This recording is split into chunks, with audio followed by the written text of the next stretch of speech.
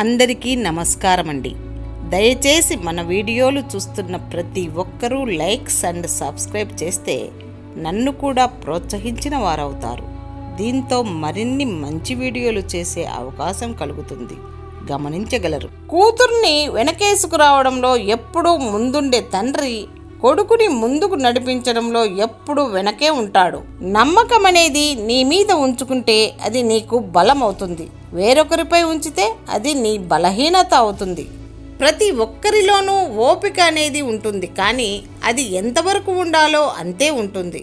అది నశించిన రోజున ఆ మనిషిలో మరో మనిషి కనిపిస్తాడు. అదుపు తప్పి క్రింద పడితే ఆదుకోదు లోకం, అలసిపోయి కన్ను మూస్తే ఆపలేదు బంధం. దారిలోన చీకటైతే తోడు రాదు నీడ, జారిపోయి దూరమైతే చేరుకోదు ప్రేమ. అందుకే నిన్నే నువ్వు నమ్ముకో. నువ్వు నిరాశగా ఉంటే గతంలో జీవిస్తున్నట్లు, నువ్వు ఆతృతగా ఉంటే భవిష్యత్తులో జీవిస్తున్నట్లు, నువ్వు ప్రశాంతంగా ఉంటే వర్తమానంలో జీవిస్తున్నట్లు. ఒక మనిషికి చెడు అలవాట్లు ఉన్నాయి అని చెడ్డవాడు అనుకుంటే తప్పు. ఒక మనిషికి చెడు అలవాట్లు లేకపోతే మంచివాడు అనుకుంటే తప్పు. ఎందుకంటే మంచితనం అనేది అలవాట్లు బట్టి ఉండదు, మనసును బట్టి ఉంటుంది. ప్రతిదీ నీకు నచ్చినట్లే జరగాలి, నేను చెప్పిందే వినాలి అని అనుకోవడం మూర్ఖత్వం. ఎదుటివారి మనసును మాటను అర్థం చేసుకుంటేనే ఎదుటివారి మనసులో నువ్వు స్థానం పొందగలవు. మీ ముందు నిజాయితీ పరులుగా నటిస్తూ మీ వెనుక గోతులు త్రవ్వే వాళ్లను గుర్తించలేకపోతే వెనుకటి గతం ముందుటి భవిష్యత్తు మట్టిపాలవుతాయి. తప్పుగా ఆలోచించే మనసు కంటే పెద్ద శత్రువు లేదు. పసి వయసులో ఆనందం కావాలనిపిస్తుంది, పడచు వయసులో ప్రేమ కావాలి అనిపిస్తుంది, బాధ్యతలు మోసే సమయానికి తోడు కావాలని అనిపిస్తుంది. కానీ పెద్దరికం వచ్చాక పలకరింపు చాలు అనిపిస్తుంది. మీ ఇంటికి ఎవరైనా భోజనానికి వస్తే భోజనం కన్నా మీ పలకరింపు కడుపు నిండేలా ఉండాలి. మన నుండి వచ్చే ప్రతి ఆలోచన వెలుగు చూపించేదిగా ఉండాలి, అంతేకాని మరో మనిషిని చీకట్లోకి నెట్టేసేదిగా ఉండకూడదు.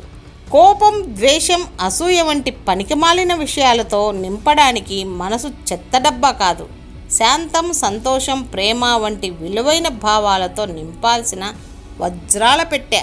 కొంతమంది నన్ను ఇష్టపడరు, ఎందుకంటే నేను వారికి తల వంచను కాబట్టి. ఇకపోతే నేను ఇష్టపడే వాళ్ళు నన్ను తలపించేలా చేయరు. ఆనందం, దుఃఖం, లాభం, నష్టం, గెలుపు, ఓటములను సమానంగా స్వీకరించాలి. అదే నిజమైన జీవితం. నీకు ఇష్టం, కోరిక ఉంటే నిన్ను మరొకరికి బానిసగా మారుస్తుంది. నీకు ఓపిక, ఆశయం ఉంటే నిన్ను ఎప్పటికైనా రాజును చేస్తుంది. నోటికి ఏది వస్తే అది మాట్లాడే వాళ్లతో దూరంగా ఉండటమే మంచిది. ఎందుకంటే అటువంటి వారు ఎన్నేళ్ల బంధాన్ని అయినా ఒక్క మాటతో తుంచేయగలరు. నా అనేవారు ఎందరు ఉన్నా భర్త అనేవాడు భార్యకు భగవంతుడు. నిన్ను మోసం చేసేవారు ఎందరు ఉన్నా నీతో నమ్మకంగా ఉండేది నీ భార్య ఒక్కతే.